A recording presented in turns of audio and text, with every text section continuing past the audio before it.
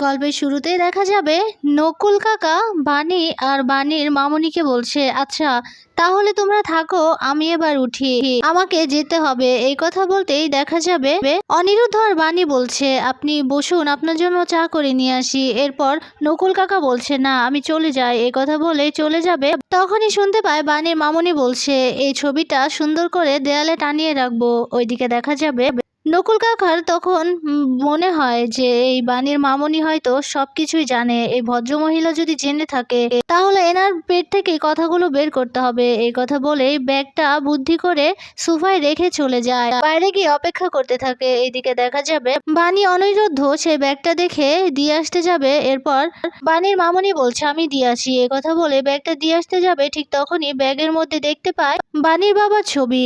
বানির বাবার ছবি দেখে অনেক অবাক হয়ে যায়। এরপর নকুলকে বলছে, আপনার ব্যাগে ধর্মপতির ছবি কি করছে? এরপর দেখা যাবে নকুল কাকা বলছে, আজ থেকে 20-25 বছর আগের কথা। এই ধর্মপতি উনি একটা মেয়েকে কুড়িয়ে এনেছিল, সে বাচ্চাটা কি বানি? এই কথা শুনেই তো অবাক হয়ে যায় বানির মামুনি। ওইদিকে বারান্দায় জামা কাপড় দিতে এসে বানি খেয়াল করে মামুনি আর নকুল কাকা কিছু নিয়ে কথা বলছে। অবাক হয়ে বানি সেদিকেই তাকিয়ে আছে। ওইদিকে দেখা যাবে বানির মামুনি বলছে, আপনি কি করে জানলেন এসব কথা?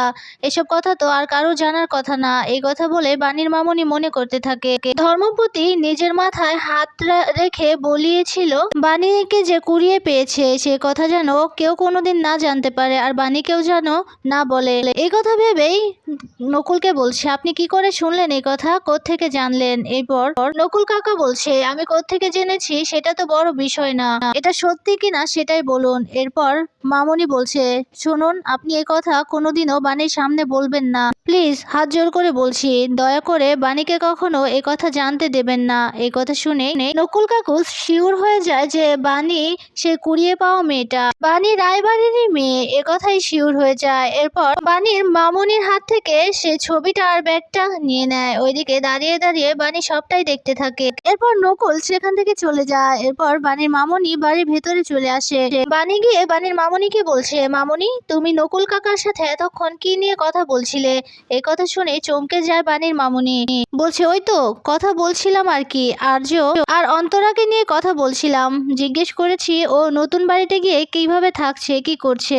বানি এই কথা বিশ্বাস করে না। এরপর মামুনিকে বলছে, মামুনি তোমরা কি বাবাকে নিয়ে কোনো কথা বলেছো? এই কথা শুনে ভয় পেয়ে যায় মামুনি। এরপর মনে মনে বলছে, বানিকে কিছুতে জানতে দেওয়া যাবে না, ওকে কুড়িয়ে আনা হয়েছে। এই কথা বলতে তখন বানি বলছে, কি হলো মামুনি, চুপ করে কেন আছো? আমার তো মনে হচ্ছিল যে নকুল কাকার সাথে তোমার বাবার বিষয়ে কথা হচ্ছিল। তখনই সেখানে অনিরুদ্ধ আর অনিরুদ্ধর মা আসে। অনিরুদ্ধর মা বলছে, বানি তোমার বাবাকে তোমার নকুল কাকা চেনে? নকুল তো এখানেই থাকে আর তোমরা তো গ্রামে থাকতে, আর করে চিনলো? এরপর অনিরুদ্ধ বলছে, যেভাবে আমি বানিকে চিনেছি। এরপর অনিরুদ্ধর মা বলছে, আচ্ছা ঘটনাটা কি, আমাকে খুলে বলতো। এরপর অনিরুদ্ধ বলছে, বানির বাবা রাস্তায় একটা গাড়ির সাথে অ্যাক্সিডেন্ট করেছিল, সেই মুহূর্তে আমি সেখান দিয়ে যাচ্ছিলাম, আমি গাড়ি থেকে নেমে বানির বাবার কাছে যাই। এরপর সেখানে বানি এসেছিল। বানি এসে বানির বাবাকে এই অবস্থায় দেখে ভীষণ চিৎকার চেঁচামেচি শুরু করে দিয়েছিল। এরপর তাকে হসপিটালে নিয়ে যাওয়া হয়। এই থেকেই আমি বানির বাবা আর বানিকে চিনি। এই কথা বলতেই দেখা যাবে বানি বলছে, আমি তো এরপর থেকে ওনাকে ভুল বুঝেছিলাম, কিন্তু যখন আমি সত্যিটা জানতে পারি যে এইসব কিছুর পেছনে ওনার হাত নেই, এই অ্যাক্সিডেন্টটা উনি করেনি, তখন আমার ভুল ধারণাটা ভেঙেছে। এই কথা বলতে অনিরুদ্ধর মা বলছে, জানো তো বানি, কোনোদিনও সত্যিটা চাপা থাকে না, সত্যিটা একদিন না একদিন ঠিক বেরিয়ে আসে। এই কথাই বলছে অনিরুদ্ধর মা। এই কথা বলে অনিরুদ্ধর মা বানিকে বলছে, আচ্ছা বানি, তোমার বাবাকে নকুল দাদা কেমন করে চিনে? এই কথা বলতে বানি তো কিছুই বলে না। এরপর অনিরুদ্ধর মা বলছে, তোমরা তো গ্রামে থাকতে, তাহলে নকুল তো এখানে থাকতো, কি করে চিনলো বলো তো? বানির মামুনি বলছে, কিভাবে আবার চিনবে, জানি না তো, সে কথা তো বলেনি। এ কথা বলে কথাটা এড়িয়ে যায়। ওইদিকে দেখা যাবে তানিয়ার আর অনিরুদ্ধর ছবি একসাথে দেখে মৌলি সেই ছবিটা কেটে নেয়, শুধু অনিরুদ্ধকেই রাখে। এরপর বলছে, এই তানিয়ার জন্যই অনিরুদ্ধ আমার কাছ থেকে চলে গেছে, আমি একে এর জীবন থেকে সরিয়ে দেব। তখনই দরজায় নক করে অনিরুদ্ধ। এরপর অনিরুদ্ধ একটা ফাইল হাতে নিয়ে মৌলির কাছে আসে। মৌলিকে ফাইলটা দিতে মৌলি অনিরুদ্ধর হাতটা ধরে নেয়। এরপর বলছে, কি হয়েছে তোমার বলো তো, তুমি আমাকে এভাবে এড়িয়ে কেন চলছো? তুমি তো আমার সাথে তেমন কথাও বলো না, আমার সাথে শুধু কাজের বিষয়ে কথা বলো। কি হয়েছে তোমার বলো তো? দেখো না আমি কি সুন্দর করে সেজেছি, তুমি তো একটিবারের জন্য আমার দিকে তাকাও না। তোমার নজর তো ওই বাণীর দিকে। কেন? কেন আমি কোন দিক দিয়ে কম? কি এমন আছে বাণীর মধ্যে যেটা আমার মধ্যে নেই? এই কথাই বলছে মৌলি। এরপর বলছে তোমার জন্য আমি সবকিছু করতে পারি, জানো তো, সবকিছু করতে পারি। তুমি যদি চাও আমি তোমাকে এই কোম্পানির সিইও বানিয়ে দিতে পারি। এই কথা বলতেই দেখা যাবে অনিরুদ্ধ বলছে তুমি বললে না বাণীর আর তোমার মধ্যে কি পার্থক্য, এটাই তো বড় পার্থক্য। এরপর অনেক রেগে যায় মৌলি। মৌলি বলছে আমি তোমার জন্য আমার জীবনটাও দিয়ে দিতে পারি অনিরুদ্ধ। অনিরুদ্ধ বলছে এসব সস্তা সিনেমার ডায়লগগুলো বন্ধ করো মৌলি। বাণী এমন একটা মেয়ে যে কিনা আমাকে বাঁচাতে পারে, আর তুমি, তোমার মনে নেই ছোটবেলা আমাকে তুমি জলে ফেলে দিয়েছিলে আমাকে, তোমার কি মনে নেই? এই কথা বলতে মৌলি বলছে তখন তো আমি ছোট ছিলাম। এই কথা বলতেই তখন অনিরুদ্ধ বলছে ছোট তো সেই মেয়েটাও ছিল, সেই মেয়েটা তো আমাকে ওই জল থেকে উদ্ধার করেছে, সেই মেয়েটার জন্য কিন্তু আমি এখানে বেঁচে আছি, এখানে এভাবে দাঁড়িয়ে থাকতে পারছি। এই কথাই বলছে অনিরুদ্ধ।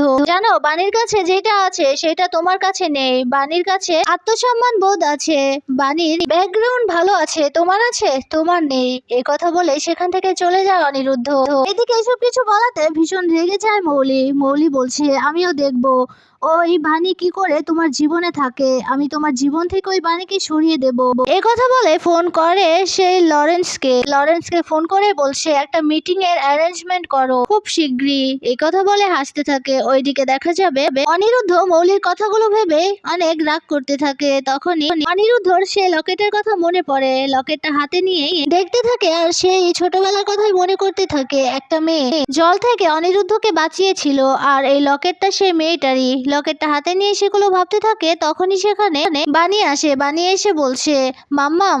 এখানে এসে দেখে মাম্মাম নেই। এরপর বলছে ও আপনি এসে গেছেন, তাহলে বসুন, আমি আপনাকে এক কাপ চা করে দিই। তখনই বানি চোখ যায় সেই লকেটের দিকে, ভালোভাবে দেখতে পায় না। আর তখনই অনিরুদ্ধ সেই লকেটটা উঠিয়ে পকেটে নিয়ে নেয়। এরপর দেখা যাবে বানি বলছে কোনো কিছু হয়েছে কি, ঠিক আছেন আপনি? এরপর অনিরুদ্ধ বলছে হ্যাঁ আমি ঠিক আছি। জানো বানি আমি না ছোটবেলায় প্রায় মরতেই বসেছিলাম, এরপর আমাকে একজন বাঁচায়, কিন্তু তাকে আমি আজও খুঁজে পাইনি। বড় হয়ে তার সাথে আমার আর কোনোদিনও দেখা হয়নি। এরপর বানি বলছে হয়তো একদিন দেখা হয়ে যাবে, কেউ মন থেকে কিছু চাইলে সেইটা পায়। তখনই সেখানে তানিয়া দৌড়ে আসে আর বানির সাথে ধাক্কা লাগলেই বানি অনিরুদ্ধর উপর পড়ে যায়। দুজন দুজনের দিকে তাকিয়ে আছে অবাক হয়ে। এরপর দুজন আবারও দূরে সরে যায়। এরপর তানিয়াকে বলছে তুমি তো এখনো ওষুধ খাওনি। এই কথা বলে তানিয়াকে ওষুধ খাইয়ে দেয় বানি আর অনিরুদ্ধ। ওইদিকে দেখা যাবে অনিরুদ্ধর মা বানির মামুনিকে বলছে জানেন তো বিয়ান, যা হয় ভালোর জন্যই হয়।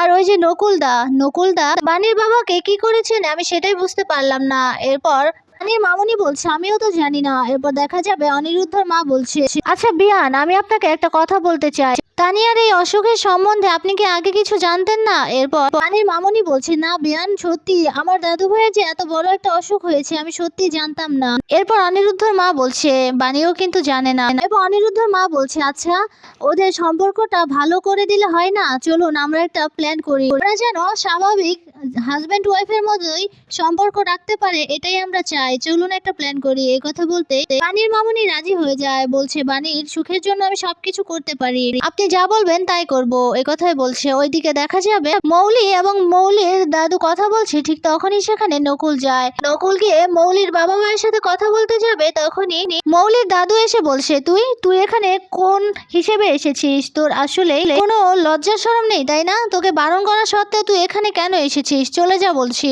এরপর নকুল এই কথা শুনে সেখান থেকে চলে যায়। ওইদিকে দেখা যাবে মৌলি তো ভীষণ চিন্তিত হয়ে আছে কেন এসেছিল নকুল। ওইদিকে দেখা যাবে বানি নিজের বাবার ছবির সামনে পুজো করছিল। তখনই সেখানে বানির মামুনি আসে, মনে মনে বলছে সভাপতি বানিকে কুড়িয়ে এনেছে, এই কথা কিছুতে জানানো যাবে না। আর নকুল বলে সেই লোকটা যে জানে ও যদি বলে দেয়। এ কথা ভাবতে ভাবতে বানি এসে বানির মামুনিকে বলছে মামুনি নকুল কাকা বাবার বিষয়ে কি কি বলেছে আমাকে একটু বলবে, আমি জানি তোমাদের মধ্যে বাবাকে নিয়ে কথা হচ্ছিল। এরপর বানির মামুনি বলছে শোন আমি এসব কথা এখন বলতে পারবো না, আর তোর বাবাকে নিয়ে কোনো কথা হয়নি, আমি চুলায় গরম পানি বসিয়ে এসেছি। এরপর বানি বলছে তুমি মিথ্যে বলছো, কি বলছে আমাকে বলো। এরপর দেখা যাবে মামুনি বলছে তোর কথা। এই কথা বলে সেখান থেকে চলে যায় গরম পানির বাহানা দিয়ে। এরপর চিন্তিত হয়ে যায় বানি। বলছে, কি আমার কাছ থেকে লুকোচ্ছে মামুনি? এদিকে দেখা যাবে রাস্তা দিয়ে যাচ্ছে নকুল, তখনই সেখানে মৌলি আসে। মৌলি এসে পেছন থেকে চেপে ধরে, বলছে, আমার মম ড্যাডির সাথে কি এমন দরকার ছিল, কেন এসেছিলেন বলুন? এরপর নকুল বলছে, আমি এই বাড়িতে একটা খবর নিয়ে এসেছিলাম। এই যে বানি, বানি কিন্তু এই রায়বাড়িরই মেয়ে, তোমার বোন। এই কথা শুনেই তো ভীষণ অবাক হয়ে যায় মৌলি। এরপর নকুল বলছে, তোমার এই বিজনেস, তোমার সম্পত্তি সবকিছু কিন্তু এখন তোমার হাতছাড়া হয়ে যাবে, এখন সবকিছু বানির হয়ে যাবে। এই কথা শুনেই তো ভয় পেতে থাকে মৌলি।